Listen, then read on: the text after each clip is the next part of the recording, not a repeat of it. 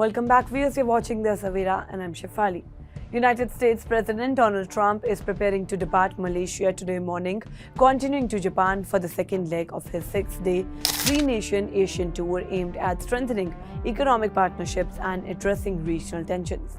According to media, Trump is scheduled to leave Kuala Lumpur around 10 a.m. local time and arrive in Tokyo by 5 p.m., where he will be welcomed with traditional ceremonial honors. His first public engagement in Japan will be a courtesy call on the Emperor Naruhito in her Imperial Palace, followed by bilateral talks with the country's newly elected Prime Minister Sanae Takaichi, Japan's first female leader. Takaichi, a protege of the late former Prime Minister Shinzo Abe, is expected to discuss trade, defense cooperation and regional stability with the visiting U.S. President. Trump shared a close relationship and diplomatic relationship with Abe, whose assassination in 2022 deeply affected U.S.-Japan ties. During a stay in Tokyo, Trump will also meet with U.S. military personnel stationed in Japan, underscoring the long-standing security alliance between the two countries. American officials, speaking on condition of anatomy, said the president's meeting in Japan are designed to reinforce economic cooperation and finalize discussions on a $900 billion investment framework. The proposed package reportedly involved new investments in U.S. factories and infrastructure by Japan and South Korea in exchange for reductions in planned U.S. tariff rates from 25% to 15%. Japan's government is expected to extend a high degree of ceremonial hospitality to Trump, mirroring the pageantry seen during his earlier visits to Asia. After his engagement in Japan, Trump is scheduled to travel to South Korea, where he will participate in the Asia-Pacific Economic Cooperation Summit in Gyeongju. On the sideline of the summit, a highly anticipated meeting with Chinese President Xi Jinping is expected to take place in Busan. The meeting comes amid a renewed phase of U.S.-China trade traditions, following Beijing's recent imposition of export controls on rare earth minerals crucial to high-tech manufacturing.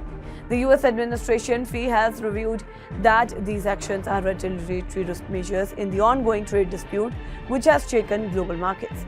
Trump, speaking to reporters, said he planned to raise several sensitive topics during his meeting with Xi, including the detention of Jimmy Lai, the pro-democracy newspaper founder in Hong Kong, adding that it will be on my list. Officials did not confirm whether a meeting with North Korean leader Kim Jong-un might occur, though Trump jokingly remarked that such communication remained difficult, saying they have a lot of nuclear weapons but not a lot of telephone service. The president's Asia trip began with his participation in the Asian Summit in Kuala Lumpur, marking a rare return to the forum after attending it only once during his first term. Now, during his visit to Malaysia, Trump held bilateral discussions with Prime Minister Anwar Ibrahim, focusing on regional peace efforts and economic cooperation.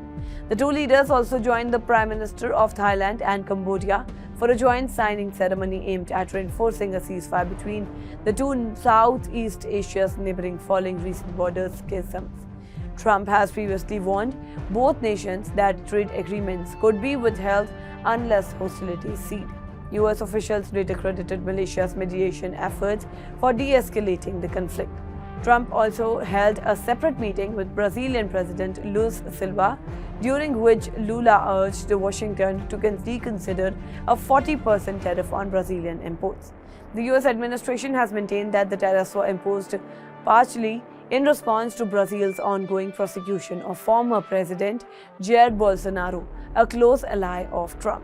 As the president heads into the next phase of his Asia tour, analysts note that his diplomatic agenda reflects a blend of trade deal-making, geopolitical posturing, and strategic symbolism, an attempt to reaffirm American influence in the Indo-Pacific while balancing competition with China and managing tensions with key regional partners. That's all for now in this update. Stay tuned to The Savira. Download the app and follow us on various social media platforms.